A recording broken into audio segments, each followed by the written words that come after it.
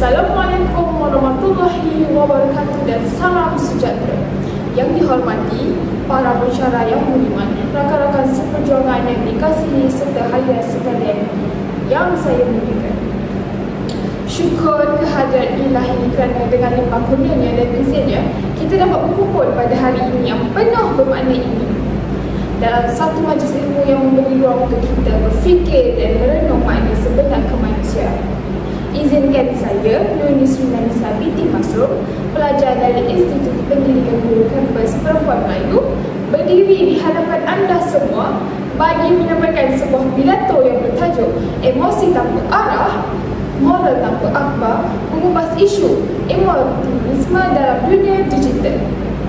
Puan-puan dan puan-puan, pernahkah kita terfikir mengapa manusia pada hari ini begitu mudah terpengaruh dengan emosi di media sosial? Mengapa marah, benci dan simpati sering mengatasi rasional, fakta dan bukti?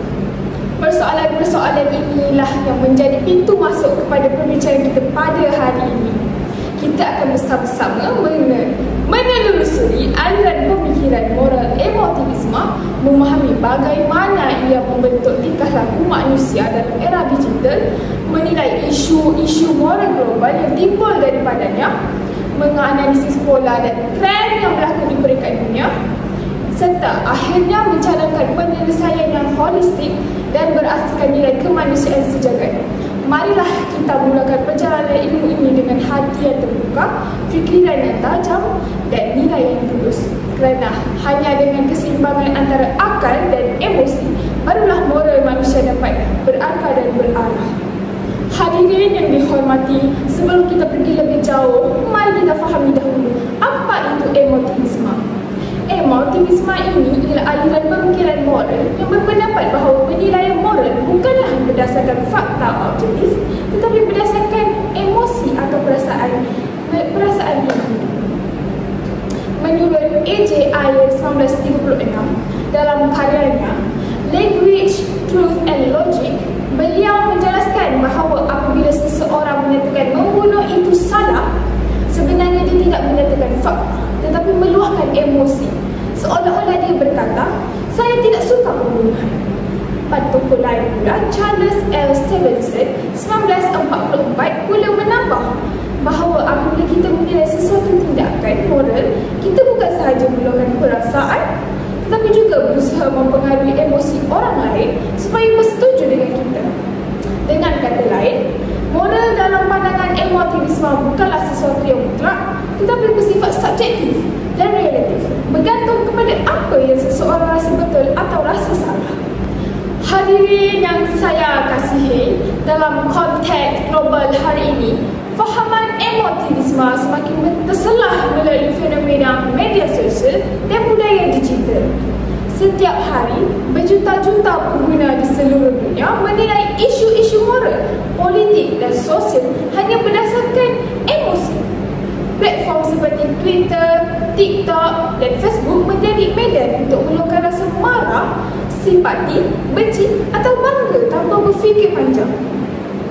Fenomena ini melahirkan apa yang kita kenali sebagai cancel culture, di mana seseorang individu boleh dijatuhkan maruah dan kejayaannya hanya kerana ramai yang berasa tidak suka terhadap sesuatu kenyataan yang dibuat. Menurut laporan oleh Pew Research Center 2023, lebih 64% pengguna media sosial di seluruh dunia mengakui bahawa perbincangan moral dan politik kini terlalu emosional dan toksik. Kajian Statista 2024 pula menunjukkan bahawa 70% remaja global menyatakan bahawa mereka mengalami tekanan emosi akibat persekitaran digital yang penuh dengan kecaman dan kritikal moral. Apabila emosi menjadi asas penilaian moral, maka kebenaran menjadi kabur. Apa yang dahulu dianggap salah, kini dianggap benar kerana ramai yang merasakan begitu, dan apa yang benar kini dipersoalkan kerana ramai yang tidak menyukainya. Para hadirin yang saya muliakan, kesan fahaman emotivisme ini sangat mendalam dalam dunia pendidikan global. Di sekolah dan universiti, pelajar kini hidup dalam dunia sarai dengan maklumat, tetapi miskin dengan penilaian moral yang rasional. Apabila pelajar menilai sesuatu isu moral seperti buli cyber, rasuah atau ketidakadilan sosial, mereka sering bersandarkan kepada perasaan simpati atau marah, bukan kepada prinsip etika sejagat. Sebagai contoh, apabila berlaku isu viral melibatkan seorang guru dan pelajar, ramai yang segera memberi komen negatif tanpa meneliti fakta sebenarnya. Fenomena ini melahirkan generasi yang cepat menghakimi tetapi lambat berfikir, cepat marah tetapi lambat memahami. Dalam konteks pendidikan moral, hal ini menjadi cabaran kepada pendidik untuk menyeimbangkan emosi dan akal budi dalam membentuk kepribadian pelajar. Tuan-tuan dan puan-puan yang saya hormati, apabila kita menelusuri fenomena emotivisme dalam konteks global, kita akan mendapati bahawa dunia hari ini sedang menghadapi satu gelombang perubahan moral yang amat mendalam. Perubahan ini bukan sahaja berlaku di peringkat individu, malah turut mengguncang asas nilai masyarakat, pendidikan dan juga hubungan antara bangsa. Jika kita menganalisis dan tren semasa, terdapat 4 kesamaan utama yang dapat dikenal pasti. Semuanya menunjukkan bagaimana emosi kini sering mengatasi pertimbangan akal dan moral sejahtera. Hadirin sekalian, kita kini hidup dalam dunia di mana emosi lebih cepat tersebar daripada fakta. Contohnya, dalam isu peperangan, diskriminasi atau kemiskinan global, perhatian dunia sering tertumpu hanya apabila terdapat imej atau video yang menggugah perasaan. Namun, apabila data dan fakta sahih dikemukakan, ramai tidak berminat untuk menelitinya. Inilah realiti masyarakat beremosi, masyarakat yang mudah tersentuh tapi sukar untuk menilai secara objektif. Fenomena ini menyebabkan keputusan moral sering dibuat berdasarkan apa yang dirasakan betul, bukan apa yang sebenarnya betul. Seterusnya, kita melihat bagaimana nilai moral menjadi semakin relatif di peringkat global. Apa yang dianggap betul di satu tempat, dianggap salah di tempat lain. Bukan kerana prinsip moral itu berubah, tetapi kerana emosi kolektif masyarakat berbeza menguasai pertimbangan moral mereka. Sebagai contoh, tindakan menegakkan keadilan boleh dianggap mudah di satu negara, tetapi dilabel sebagai provokasi di negara lain. Di sinilah emotivisme memainkan peranannya.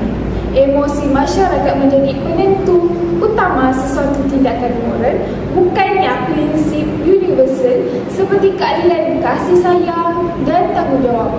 Apabila moral menjadi relatif, nilai sejagat yang sepatutnya menyatakan manusia akhirnya terpecah kepada tafsiran emosi masing-masing. Tuan-tuan dan puan-puan, satu lagi trend yang jelas ialah bagaimana kebebasan bersuara kini sering disalah tafsir. Ramai menganggap kebebasan bersuara bermaksud hak untuk meluahkan apa sahaja yang dirasakan tanpa mengambil kira implikasi moral terhadap orang lain.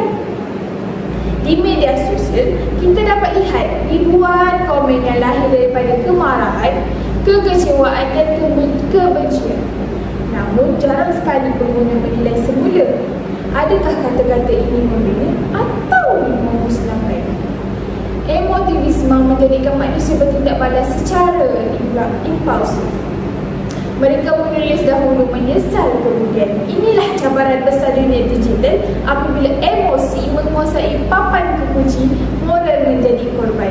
Akhir sekali, jika kita menganalisis sistem pendidikan global, kita dapati bahawa pendidikan emosi masih jauh ketinggalan berbanding pendidikan akademik.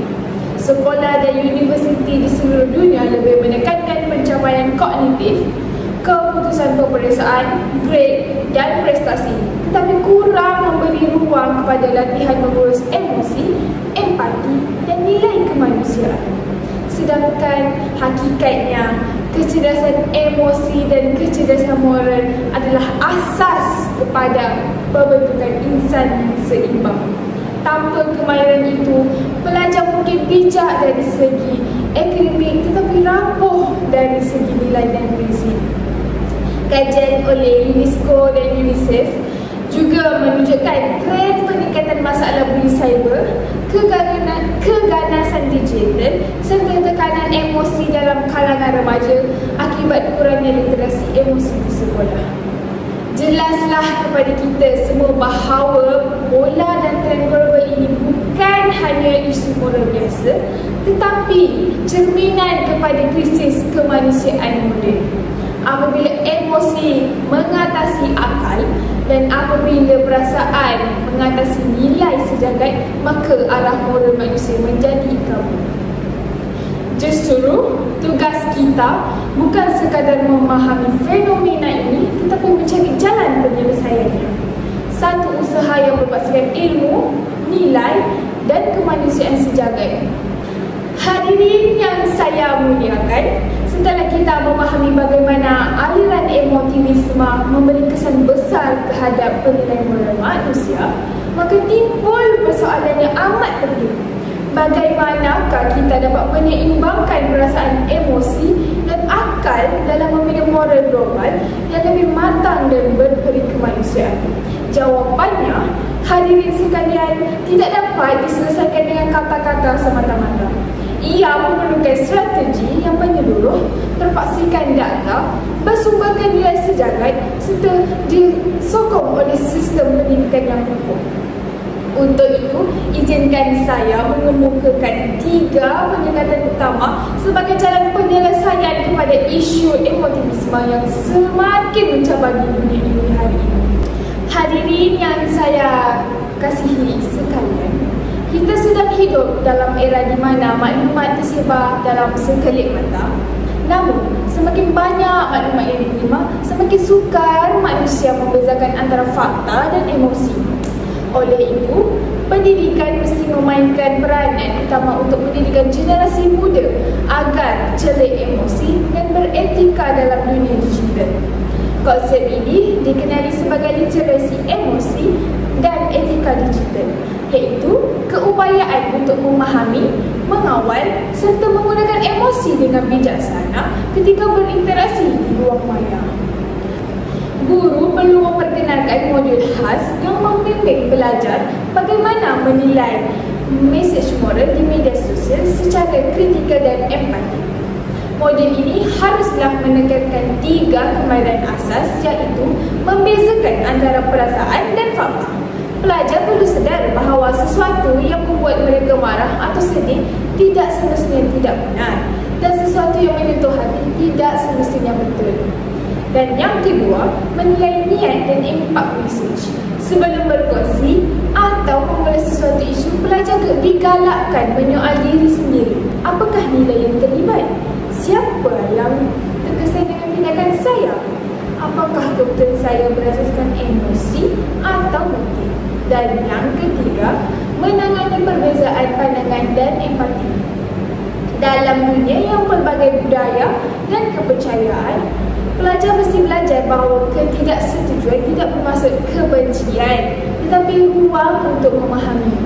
Kajian oleh UNESCO 2023 mendapati bahawa pelajar yang terdedah kepada pendidikan literasi emosi menunjukkan peningkatan 45% dalam keupayaan membuat keputusan moral secara rasional. Ini membuktikan bahawa apabila emosi dididik dengan ilmu, moral akan terbina dengan lebih kukuh. Hadirin yang saya kasihi, pendidikan moral bukan sekadar mengajar pelajar apa yang betul dan apa yang salah, tetapi membantu mereka menyedari mengapa mereka merasakan sesuatu itu betul atau salah. Oleh itu, guru boleh menggunakan model pengajaran berasaskan refleksi moral. Model ini melibatkan proses 2 hala. Pertama, pelajar diberi ruang untuk meluahkan perasaan mereka terhadap sesuatu isu moral, dan yang kedua, guru membimbing pelajar menganalisis emosi tersebut secara rasional dan beretika. Sebagai contoh, apabila membincangkan isu global seperti bully cyber, pelajar boleh menulis di Gary ringkas tentang perasaan mereka terhadap mangsa atau pelaku. Kemudian guru membantu mereka menilai adakah tindakan mereka mencerminkan empati atau sekadar reaksi emosi. Kaedah ini bukan sahaja membina kemahiran metakognitif, iaitu kepayaan berfikir tentang cara berfikir, malah mengasah kecerdasan emosi pelajar.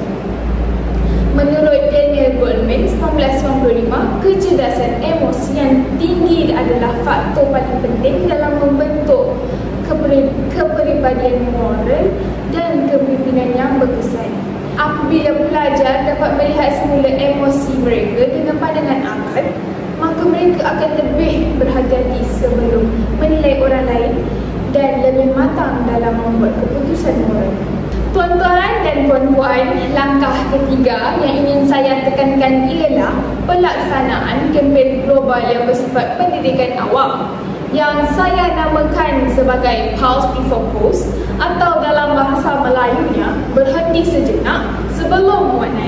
Kempen ini perlu dijalankan secara besar-besaran oleh pelbagai pihak seperti Kementerian Pendidikan, NGO antarabangsa dan institusi global seperti UNESCO, UNICEF dan WHO. Tujuannya mudah tetapi bermakna: mendidik masyarakat global agar berfikir dengan akal sebelum meluahkan emosi di ruang maya. Tagline-nya ringkas tetapi mendalam. Berhenti sejenak, fikir dengan akal, bukan emosi. Kempen ini boleh disebarkan melalui platform digital, televisyen dan sistem pendidikan formal. Sebagai contoh, setiap sekolah boleh mewujudkan hari literasi digital di mana pelajar berlatih menilai mesej palsu, menganalisis nada emosi dalam berita dan belajar menulis komen yang beretika. Selain itu, kempen ini juga boleh menggunakan pendekatan seni dan kreativiti seperti pertandingan video pendek bertemakan fikir sebelum kongsi atau drama pendidikan bertajuk Puasa Satu Klik. Apabila mesej ini disampaikan secara kreatif dan konsisten, ia akan mewujudkan satu budaya baru, budaya berfikir sebelum bertindak dan menilai sebelum menghakimi. Hadirin sekalian, jika ketiga-tiga pendekatan ini dapat dilaksanakan dengan bersungguh-sungguh, maka kita akan berjaya membina masyarakat global yang bukan sahaja celik emosi tetapi juga beretika, berempati dan bertanggungjawab. Kita tidak menolak peranan emosi kerana emosi itu fitrah manusia. Namun, emosi mesti dituntut oleh akal, dipandu oleh nilai sejagat dan diasuh melalui pendidikan yang menyeluruh. Dengan itu, generasi muda bukan lagi menjadi budak digital yang cepat marah dan mudah terpengaruh, tetapi menjadi insan berfikir, berjiwa tenang dan bermoral. Inilah harapan kita untuk melahirkan masyarakat beradab dalam dunia yang serba digital dan membina tamadun yang bernilai dengan akal, bukan dengan amarah. Para hadirin yang saya hormati, tujuan utama pendidikan moral bukanlah untuk menghapuskan emosi, tetapi untuk mengawalnya dengan bijaksana. Manusia yang baik bukanlah manusia tanpa emosi, tapi manusia yang mampu menilai emosinya dengan akal dan nilai kemanusiaan sejagat. Sebagai bakal pendidik, kita harus menjadi contoh kepada generasi muda yang bahawa moral bukanlah soal apa yang kita rasa, tetapi apa yang benar menurut nilai kemanusiaan. Nilai seperti kejujuran, kasih sayang, keadilan dan hormat perlu dijadikan panduan dalam membuat keputusan moral. Hadirin sekalian, dunia hari ini tidak kekurangan orang pandai berkata-kata, tetapi kekurangan orang yang berfikir dengan akal budi. Kita tidak kekurangan maklumat, tetapi kekurangan kebijaksanaan untuk menilai maklumat itu dengan hati yang tenang. Oleh itu, marilah kita jadikan pendidikan moral sebagai benteng melawan arus emosi yang melampau. Mari kita didik diri dan generasi muda supaya berfikir sebelum merasa, menilai sebelum menghukum dan berbuat baik dengan niat yang luhur. Kerana apabila emosi tanpa arah, moral kehilangan akal, dan apabila akal dan nilai bergabung, maka terbitlah cahaya kemanusiaan sejati. Sekian wabillahi taufiq wal hidayah. Wassalamualaikum warahmatullahi wabarakatuh. Terima kasih.